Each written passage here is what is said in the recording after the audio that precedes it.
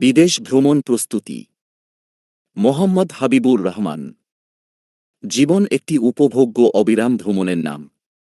নতুন কোথাও বেড়াতে যাওয়ার পরিকল্পনা করলে আমাদের মনের ভেতর এক মধুর আবেগের জন্ম হয়, মনে এক অদ্ভুত আনন্দ জেগে ওঠে। আমরা কিছুটা কল্পনাবিলাসী হই, মনের কল্পনায় সেই জায়গাটি কেমন হবে সে সম্পর্কে ছবি আঁকি, এমনকি সেই জায়গা সম্পর্কে ঘুমের মাঝে স্বপ্নও দেখি। মনে হয় যেন একটা নতুন জগৎ খুলে যাচ্ছে চোখের সামনে। সেই জায়গাটা কেমন হবে, রাস্তা কেমন, হোটেল, খাবার, মানুষ, প্রকৃতি সবকিছু কেমন হবে, এই ভাবনাগুলো মনের মধ্যে ঘুরপাক খায়। যদিও বাস্তবে সেই জায়গায় পেঁছে মনের কল্পনার সাথে মিল পাওয়া যায় না। কিন্তু সময় পাল্টেছে, প্রযুক্তির কল্যাণে ও যুগের তালে ভ্রমণের সবকিছু এখন হাতের মুঠোয়। নতুন কোথাও ভ্রমণ করতে চাইলে ইন্টারনেটের বদৌলতে সেই জায়গা সম্পর্কে আগে থেকেই প্রয়োজনীয় তথ্য সংগ্রহ করা যায়, যোগাযোগ করা যায়, ছবি ও ভিডিও দেখা যায় ইত্যাদি।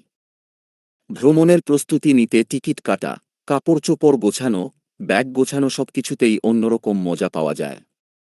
মনে হয় প্রতিটি কাজই যেন একটি সুন্দর অভিযাত্রার অংশ।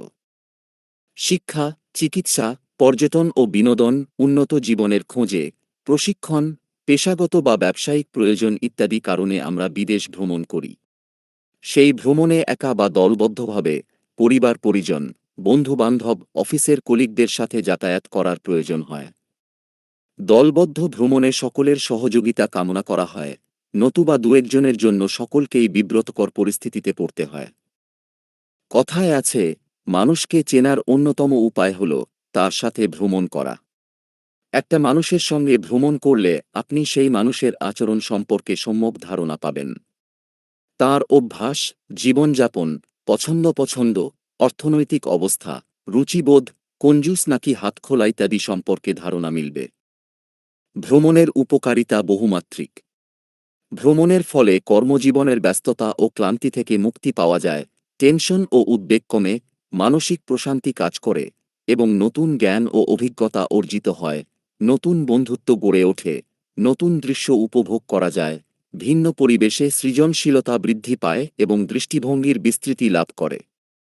সর্বোপরি ভ্রমণ মানব আত্মার খোরাক মেটায় এবং আত্মাকে সমৃদ্ধ করে।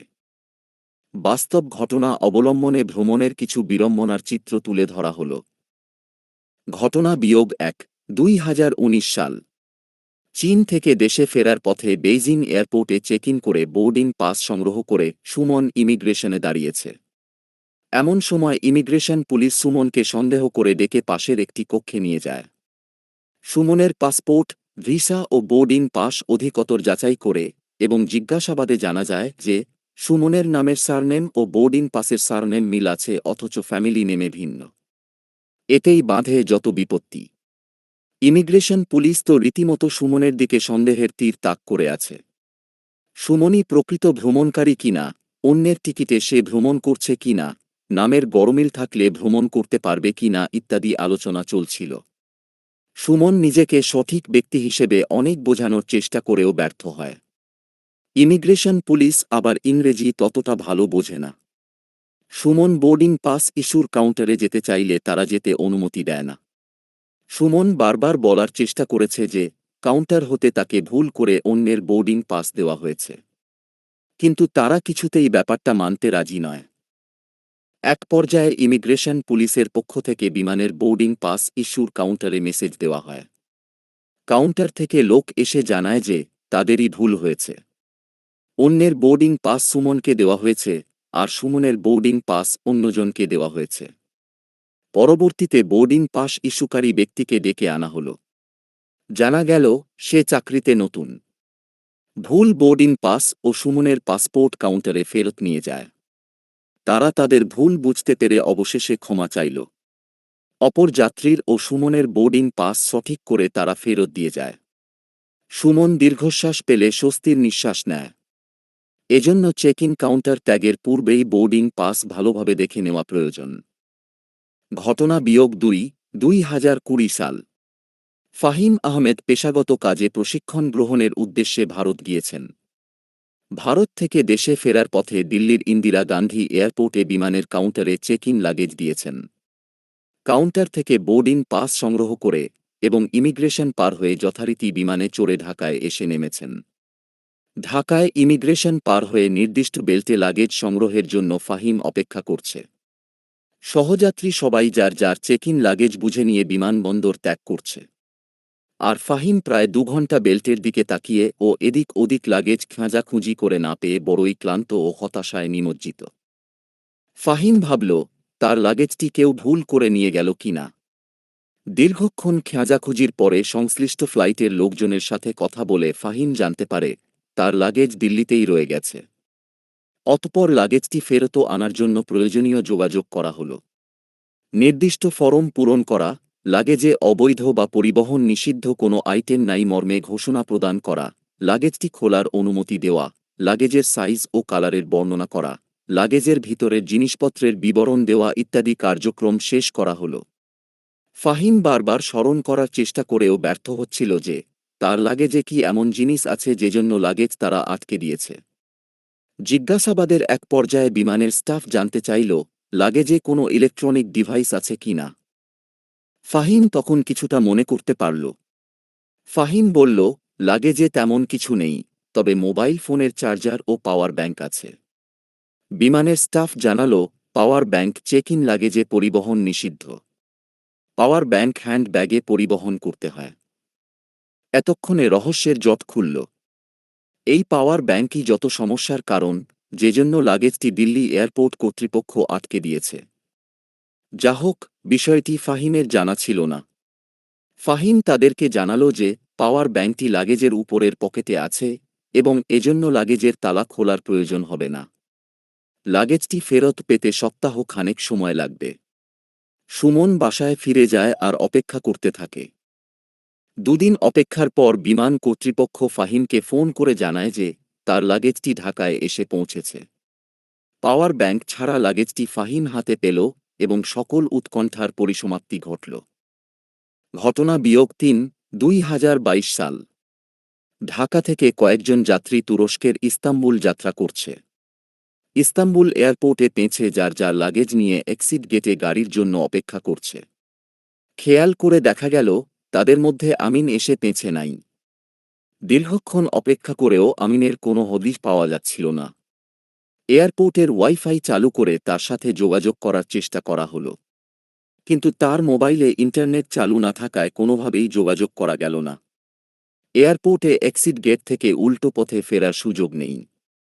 যাত্রীদের মধ্যে একজন পরামর্শ দিল বাংলাদেশ দূতাবাসে যোগাযোগ করার, কিন্তু তখন স্থানীয় সময় রাত 3টা বাজে।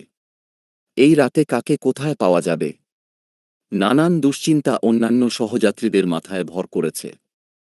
একজন বলল, আমিনকে ইমিগ্রেশন পর্যন্ত দেখা গেছে, ততক্ষণ পর্যন্ত সবাই একসাথেই ছিল। এরপরে আর তার দেখা পাওয়া যায় নাই। আরেকজন বলল, তাকে একা ফেলে আসা ঠিক হয় নাই। সকলে একত্রে আসা উচিত ছিল, দলছুট হওয়া ঠিক হয় নাই। যে পেছনে ছিল তার আরও খেয়াল করা উচিত ছিল। এখন তাকে নিয়ে সবাই চিন্তিত, তাকে রেখে অন্যরাও এয়ারপোর্ট ছেড়ে যেতে পারছে না। দীর্ঘক্ষণ অপেক্ষার পর তার মোবাইলে ইন্টারনেট সংযোগ চালুর সুবাদে তার সাথে যোগাযোগ করা সম্ভব হয়। এতক্ষণ কোথায় ছিলেন জানতে চাইলে সে বলে, পরে এসে বিস্তারিত বলছি। তার আসার জন্য অন্য সবার এক্সিট গেটে অপেক্ষা। মোবাইলে বেশি চার্জ নেই, যে কোনো মুহূর্তে মোবাইল বন্ধ হয়ে যেতে পারে। এভাবে আরও আধা ঘণ্টা অপেক্ষার পরে আমিন এসে অন্যদের সাথে এক্সিট গেটে মিলিত হয়। ঘটনা কি, কোথায় ছিলেন, সবাই রহস্য উদ্ঘাটনের জন্য ব্যাকুল হয়ে পড়েছে। জানা যায় যে ইমিগ্রেশন অতিক্রমকালে পুলিশ তাকে সন্দেহ করে জিজ্ঞাসাবাদের জন্য ইমিগ্রেশন থেকে অন্যত্র নিয়ে গিয়েছিল। দীর্ঘক্ষণ ধরে তাকে নানা প্রশ্নবাণে জর্জরিত করেছে এবং ব্যাপক জিজ্ঞাসাবাদ করেছে। কোথায় থেকে এসেছে, কোথায় যাবে, তুরস্কে ভ্রমণের আমন্ত্রণপত্র আছে কিনা, একাধিক নামে পরিচিত কিনা, সম্প্রতি কোন কোন দেশ ভ্রমণ করেছে, আন্তর্জাতিক কোনো সন্ত্রাসী সংগঠনের সাথে যুক্ত কিনা, ইতপূর্বে কোনো সাজাপ্রাপ্ত কিনা ইত্যাদি। অবশেষে জানা যায় যে তার নামের সাথে তুরস্কের পুলিশের মোস্ট ওয়ান্টেড ক্রিমিনালের নামের আংশিক মিল রয়েছে। এই নামের আংশিক মিল থাকাতেই যত সন্দেহ, সমস্যা ও যত বিপত্তি ঘটে।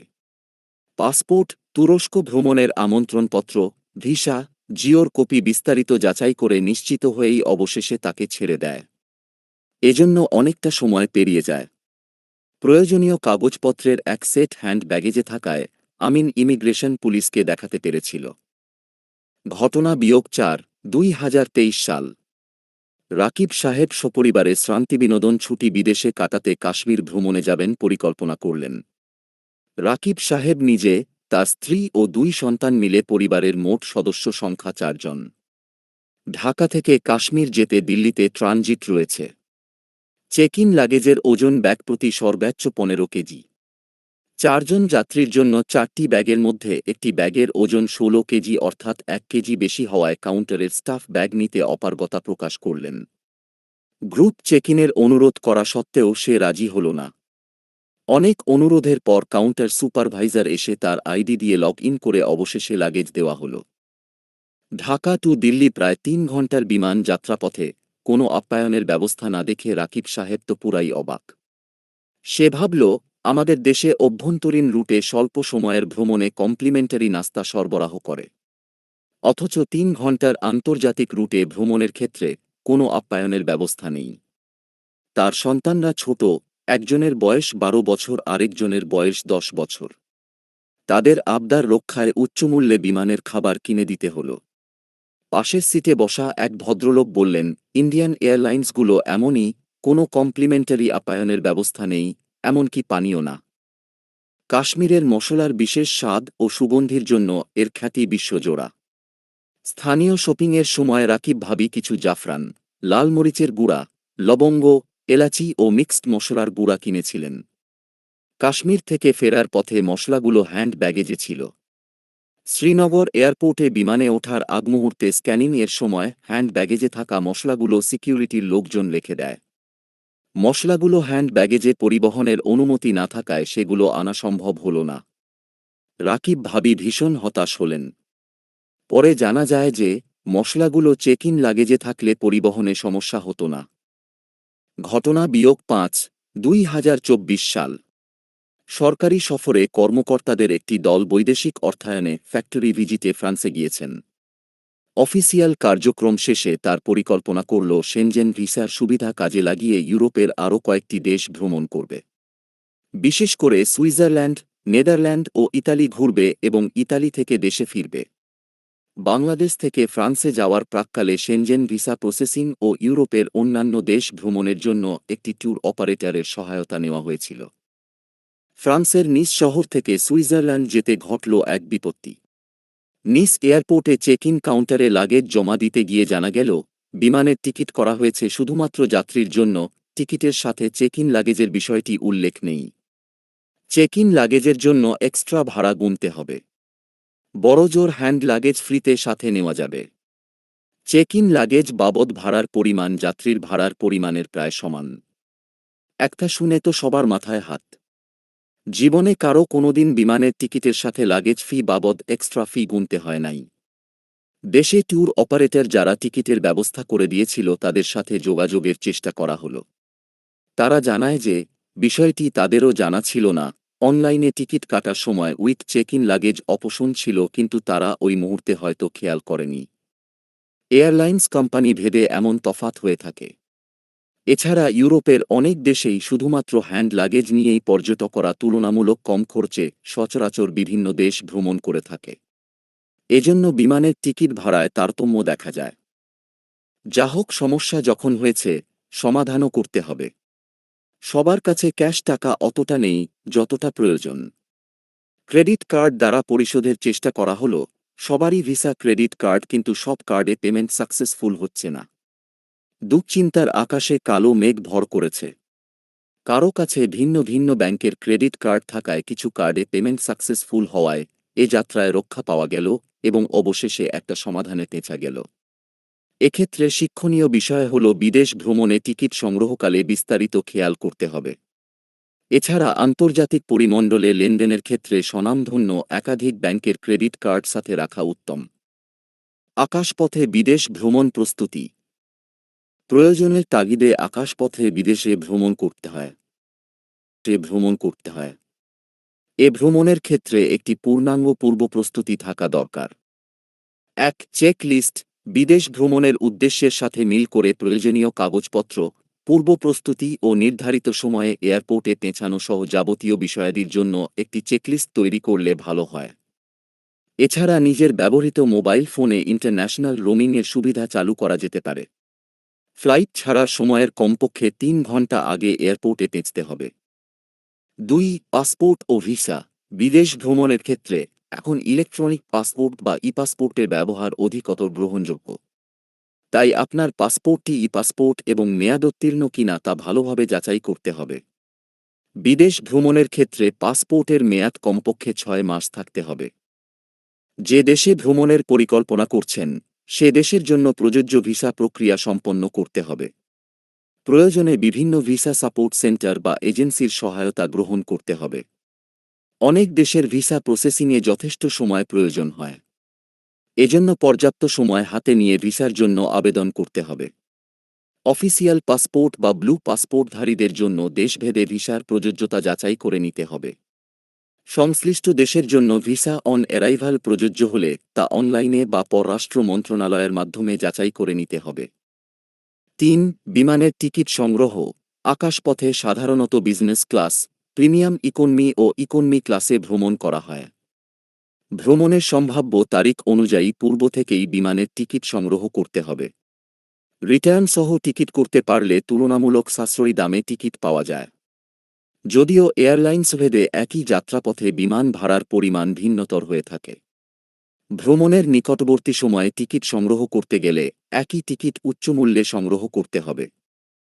৪. হোটেল বুকিং ও এয়ারপোর্ট ট্রান্সফার। বিদেশ ভ্রমণের ক্ষেত্রে হোটেল বুকিং বা আবাসনের ব্যবস্থা পূর্ব থেকেই কনফার্ম করতে হবে। অনলাইনে সুবাদে বিশ্বস্ত ও নির্ভরযোগ্য কিছু ওয়েবসাইট যেমন ইরুশরহম পরস, অমরফদ পরস, উইবফরদ পরস, অরতনহন পরস অথবা গুগলে শহরের নাম ও হোটেল লিখে সার্চ করেও হোটেল বুকিং করা যায়। হোটেলের লোকেশন, ভাড়ার হার, সেবার মান, সুযোগ সুবিধা, রেটিং যাচাই করে হোটেল বাছাই করতে হবে।